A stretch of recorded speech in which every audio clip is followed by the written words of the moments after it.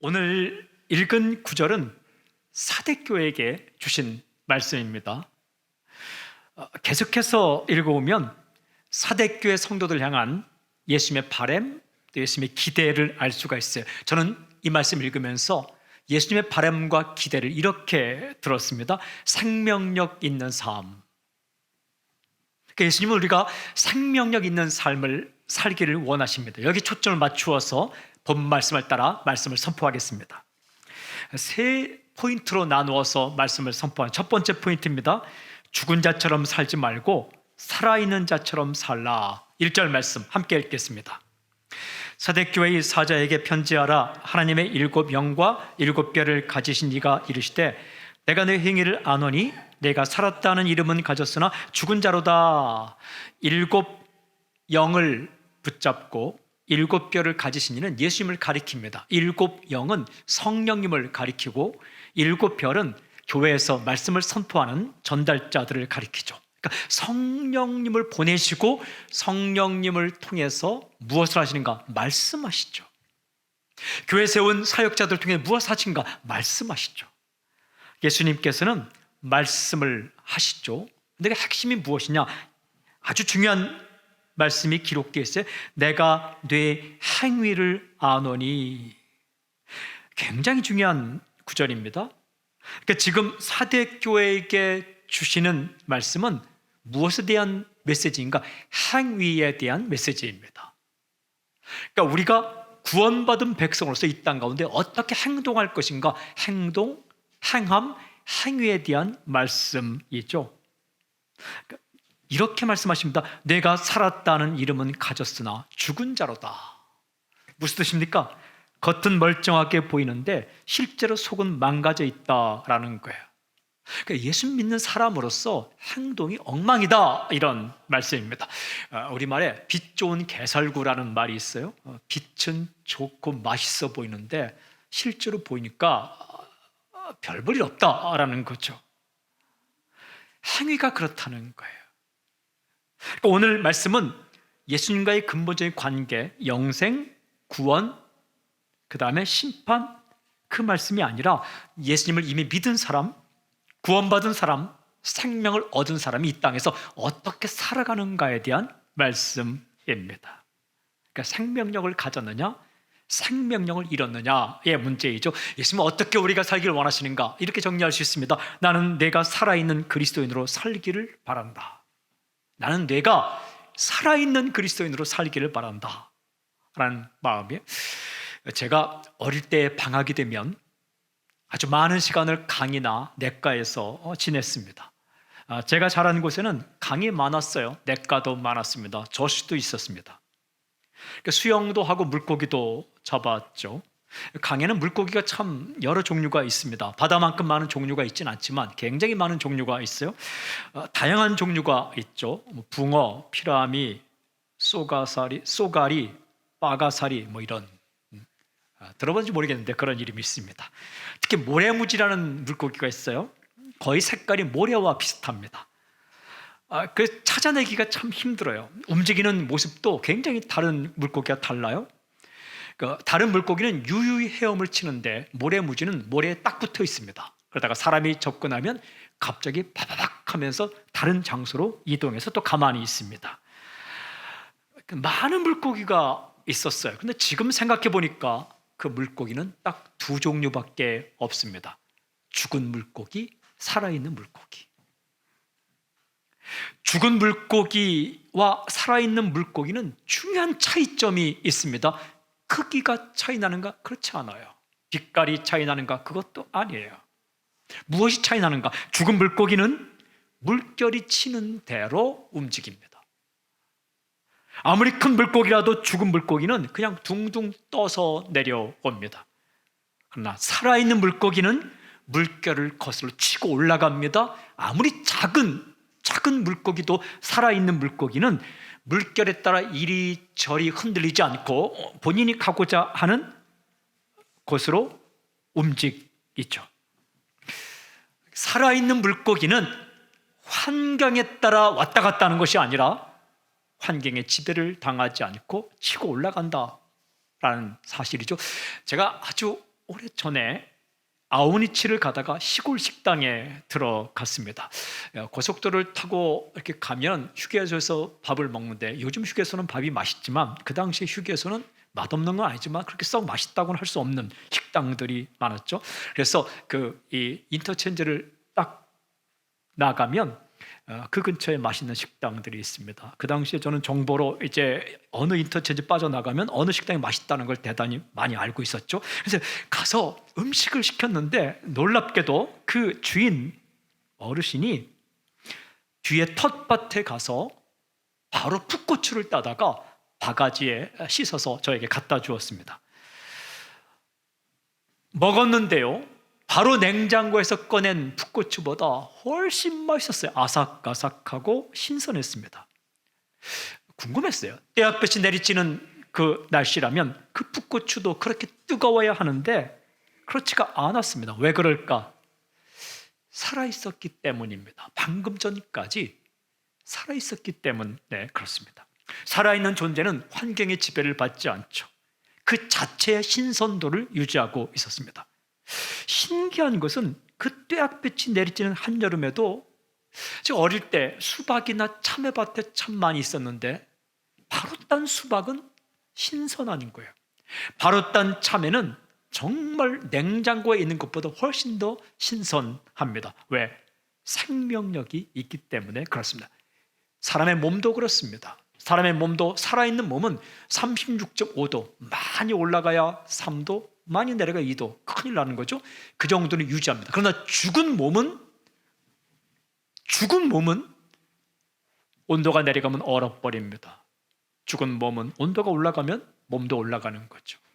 그러나 살아있는 몸은 자체의 신선함을 유지하고 환경의 지배를 받지 않고 나름대로의 어떤 항상성을 유지하는 거죠. 예수님은 우리가 그렇게 살기를 원하십니다. 살아있는 크리스천으로. 세상에 그저 몸을 맡기고 이리저리 떠다니는 죽은 물고기처럼 살아가느냐, 아니면 환경이 어려워도, 상황이 어려워도 거치는 물살을 헤엄쳐 나가고 그것을 헤치고 나아가는 살아있는 물고기처럼 살아가느냐, 그렇게 살기를 원하십니다. 근데 제가 참고되는 책들을 찾아봤어요. 사대교회가 위치한 사대라는 지역, 그리고 그 당시의 시대적 상황이 어땠을까? 크리스천들이 믿음을 지키며 살아가기가 쉽지 않았습니다. 사대는 부유한 도시였습니다. 사대를 관통하며 흐르는 강이 있었는데 팍톨루스라는 강입니다. 그 강에 금이 많이 발견되었습니다. 그러니까 부자 도시이죠. 또 사대는 직물 산업으로 유명했습니다. 돈이 많이 있었던 거죠. 또 지리상 수많은 상업로가 교차하는 지점에 있었습니다. 돈이 많았습니다. 돈이 많은 곳에서 신앙을 지킨다는 것 쉽지 않습니다.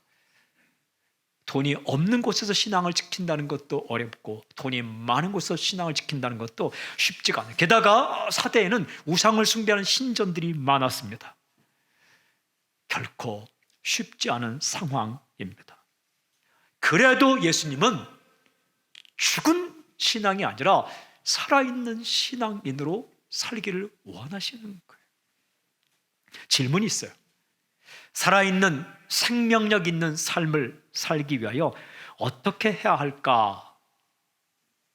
이렇게 말씀하세요. 오늘 두 번째 포인트입니다. 너 혼자 낑낑대지 말고 나와 함께 인생길을 걸어가라. 우리가 살아있는 생명력 있는 그리스도인으로 사는 비결은 혼자 생각으로 혼자 끙끙대며 사는 게 아니라 주님과 함께 인생을 걷는 거죠. 2절 3절 이렇게 기록되어 있어요. 우리 함께 읽겠습니다. 2절 3절 시작. 너는 일깨어 그 남은 바 죽게 된 것을 굳건하게 하라. 내 하나님 앞에 내 행위에 온전한 것을 찾지 못하였느니 그러므로 내가 어떻게 받았으며 어떻게 들었는지 생각하고 지켜 회개하라.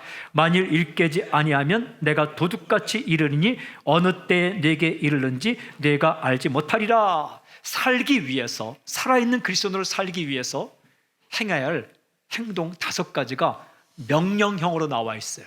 이런 단어입니다. 그대로 옮깁니다. 너는 일깨어 굳건하게 하라. 생각하고 지켜 회개하라. 영어 번역본은 이렇게 되어 있습니다. Wake up, strengthen, remember, obey, repent 되어 있어요. 굉장히 중요한 단어들이에요. 이 명령이 주님과 함께 동행하는데 우리가 행할 행동들이에요. 그리고 우리가 살아날 수 있는 방법이에요. 구체적으로 이렇게 말씀하십니다. 너는 일깨어 그 남은 바 죽게 된 것을 굳건하게 하라. 일깨어, 깨어라. 좀 깨어나라. 다시 말하면 정신 차리라. 아무 생각 없이 그냥 그렇게 상황에 따라 움직이지 말고 좀 정신 차리고 살아라. 그리고 정신 차리고 무엇을 하는 거예요? 굳건하게 하라. 굳건하게 하라는 것은 강하게 마음 먹어라 라는 거예요. 그 남은 바 죽게 된 것을 살펴보고 그 남은 바 죽게 된 것을 다시 강하게 하라라는 거죠. 붙잡으라라는 겁니다. 남은 바 죽게 된 것이 뭐냐? 완전히 다 죽은 건 아니지만 거의 죽을 징에 이른 것. 예전에는 많았는데, 예전에는 강했는데 세월이 흘러가면서 힘을 잃고 깨어지고 부서져서 완전히 박살난 것처럼 있는 것들, 그것을 다시 굳세게 만들어라. 당신 안에 이런 것이 무엇입니까? 말씀입니까? 예전에는 말씀이 내게 강하게 있었는데 세상을 살다 보니까 정말 죽은 물고기처럼 그 말씀이 박살나서 그냥 거의 다 죽게 된 것처럼 있는 상황입니까? 기도입니까? 헌신입니까? 이제는 세상을 다 뒤엎을 것처럼 헌신자의 마음이 있다가 요즘은 그거 다 떠나가고 그저 그렇게 살고 있습니까? 사랑입니까? 기쁨입니까? 전에 그냥 말씀 한 구절만 들어도 기쁨이 임하고 눈물이 그렁그렁 맺혔는데 이제는 메말라 버린 그 샘물처럼 그냥 다 완전히 죽게 된 것처럼 그런 상황입니까? 인내입니까? 평화입니까? 이런 것들이 메마른 뼈처럼 굳어버리고 사그러져 있다면 정신을 차리고 그 남은 바 그것을 다시 굳세게 하라라고 주께서 말씀하시는, 어떻게 해야 그걸 굳세게 할 수 있을까요? 나머지 세 가지 명령이에요. 생각하고 지켜 회개하라. 첫 번째는 생각하라. 생각하라는 것은 정확히 번역하면 기억하라. 기억하라. Remember. 기억하라. 잊지 말고 기억하라.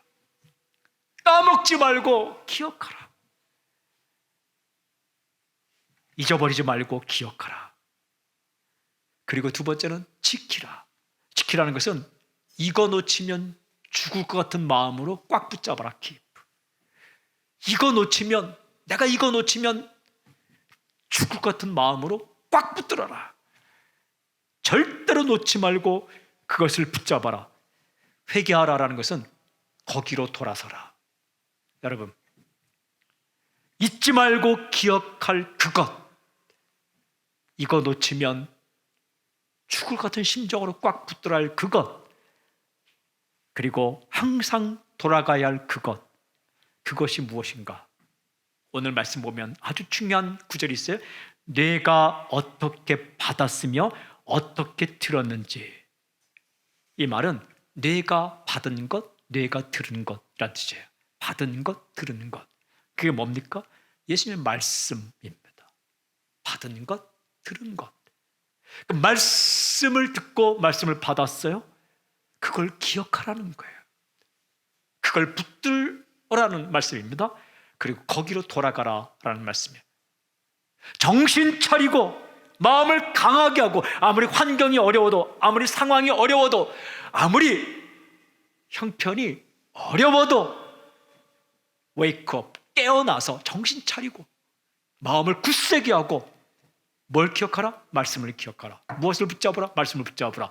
무엇을, 어디로 돌아가라? 말씀으로 돌아가라. 이게 어떤 삶일까? 혼자 낑낑거리며 사는 게 아니라 주님과 동행하라라는 말씀이에요. 말씀을 듣고 말씀을 기억하고 말씀으로 돌아가고 말씀 붙잡고 그 주님의 말씀을 따라 주님과 함께 동행하라. 그래야 살아날 수 있다라는 말씀이에요. 물고기는 물 떠나면 죽습니다. 크리스찬은 말씀 떠나면 죽습니다. 말씀이 생명이기 때문입니다. 말씀이 생명의 양식이기 때문에 그렇습니다. 말씀 붙잡고 말씀을 따라가라. 그러면 살아난다. 그렇습니다. 말씀 붙잡으면 예배가 살아납니다. 말씀 붙잡으면 우리 영성 살아납니다. 말씀 붙잡으면 용기도 살아납니다. 말씀 붙잡으면 헌신도 살아납니다. 말씀 붙잡으면 평강도 살아납니다. 말씀 붙잡으면 담대함도 살아납니다. 저는 오늘 먼저 선포합니다. 당신의 모든 무너진 부분이 있다면, 완전히 다 죽진 않았지만 거의 죽게 된 어느 부분이 있다면 살아나고 회복되는 놀라운 역사길을 저는 선포합니다. 기쁨과 소망과 사랑과 헌신과 담대함과 인내와 그리고 용납함과 영성과 올바른 도덕 정신과 그리고 삶의 모든 것이 살아나는 역사가 있을지어다. 중요한 포인트가 세 번째 포인트입니다. 질문: 주님과 함께 걸으며 생명력 있는 삶을 살아가는 인생은 구체적으로 어떤 인생일까? 세 번째 포인트: 옷을 더럽히지 말라. 이 말씀이에요. 옷을 더럽히지 말라. 우리가 읽은 말씀을 조금 다른 각도에서 2절 말씀 제가 한번 읽어보면 중요한 구절이 있어요. 내 하나님 앞에 내 행위에 온전한 것. 이게 예수님이 바라는 거였어요. 내 하나님 앞에. 우리는 하나님 앞에 살아가는 겁니다. 사람 앞에 살지만 하나님 앞에서 사는 거예요. 사람이 보지 않는 곳에서 사는 것도 다 하나님 앞에 사는 거예요. 그런데 무엇을 원하는가? 내 행위에 온전한 것. 온전한 것이라는 것은 윤리적인 완전성을 가리켜요. 도덕적인 완전성. 예수 믿은 사람으로서 가져야 할 윤리적인 완전성, 에티켓. 상식적으로 도덕적이어야 되는 거예요. 윤리적으로 좀 도덕적인 삶. 그것이 크리스찬의 삶의 목표예요. 그렇게 살으라는 거예요. 그렇게 살으라는 겁니다. 그게 생명력 있는 삶이에요. 그러면 주님과 함께 가다 보면, 주님과 걷다 보면 그런 삶을 살 수밖에 없어요. 자꾸 주님과 얘기하다 보면 주님이 원하는 걸 알 수 있을 거 아니에요. 주님은 우리가 이 땅 가운데 곁길로 가지 않기를 원하시잖아요.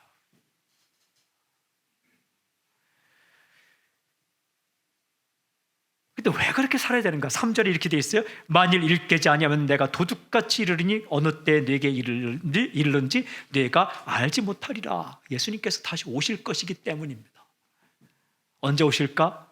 도둑같이 오신다. 이 말은 예기치 못한 시점에 갑자기 오신다. 괜찮을 거야. 괜찮을 거야. 괜찮겠지 라고 생각하지만 예수님은 갑자기 오실 수 있다. 반드시 오실 수 있다.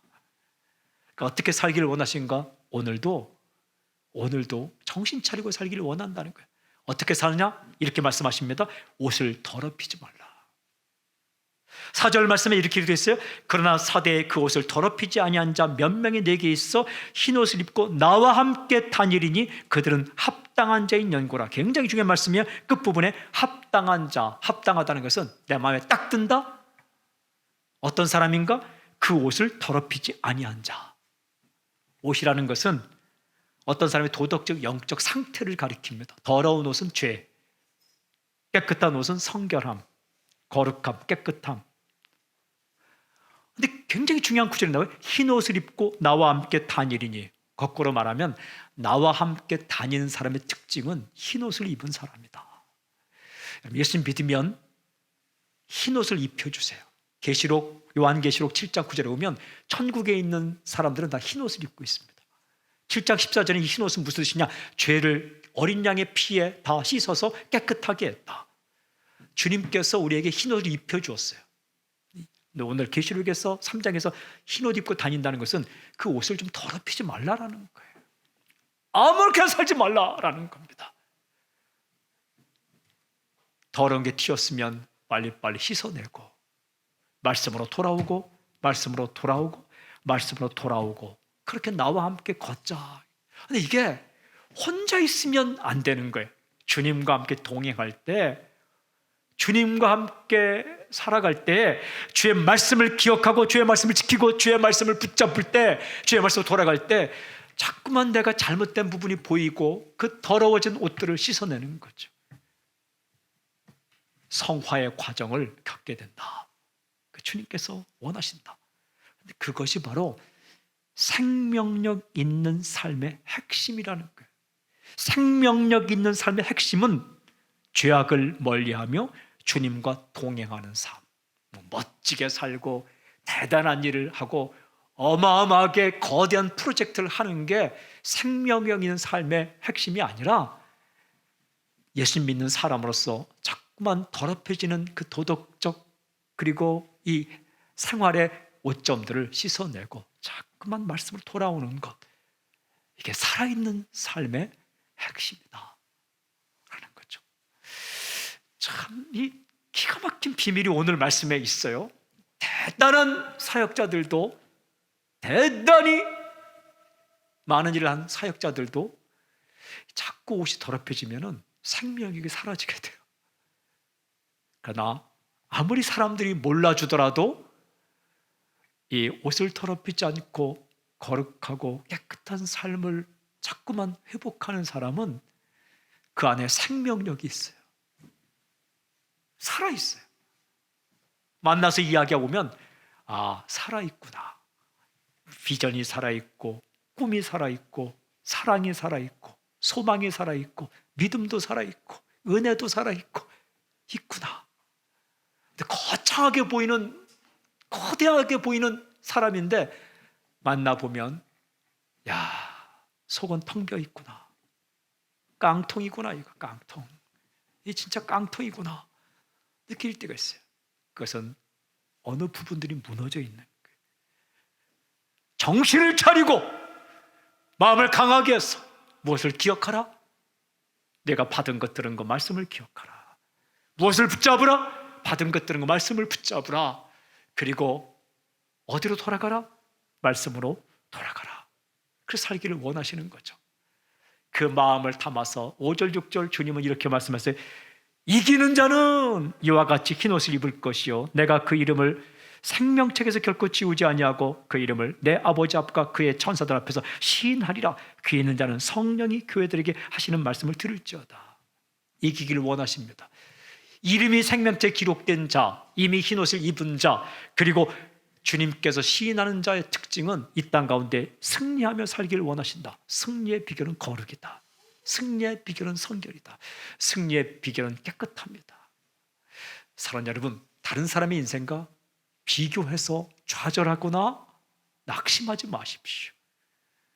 주님께서 우리에게 흰옷을 다 입혀주셨는데 순간순간 나의 행위와 나의 삶의 부분에서 더러워진 부분이 있다면 얼른 엎드려서 말씀을 기억하고 말씀 붙잡고 살아가십시오. 환경이 어렵다고, 상황이 어렵다고, 형편이 어렵다고 그냥 죽은 물고기처럼 물결 치는 대로 이리저리 요동치는 것이 아니라 작을지라도 살아있는 물고기처럼 그 거친 세상의 물결을 치고 올라갈 수만 있다면 얼마나 좋겠습니까? 제가 근데 이 말씀이 참 은혜가 되어서 질문해 봤어요. 왜 그렇게 살아야 되죠? 내가 왜 그렇게 살아야 되죠? 왜요? 주께서 대답하셨어요. 예수님의 사람이니까. 너는 내 사람이니까. 너는 내 사람이니까. 그렇게 대답해 주셨어요. 그렇게 살면 어떤 일이 일어나죠? 예수님의 향기가 나게 될 것입니다. 당신을 보면 예수님 생각이 나게 될 거예요. 그리고 당신은 예수님의 사람이란 확증을 얻게 될 거예요. 저 사람 진짜 크리스찬이야. 칭송을 받게 될 것입니다. 사도행전에 기록된 초대교회 기록 가운데 가장 감동적인 부분이 사도행 2장 47절 온 백성에게 칭송을 받으니 주께서 구원받는 사람을 날마다 더하게 하시니라. 복 중에 복입니다. 그런 복이 당신에게 임할지어다.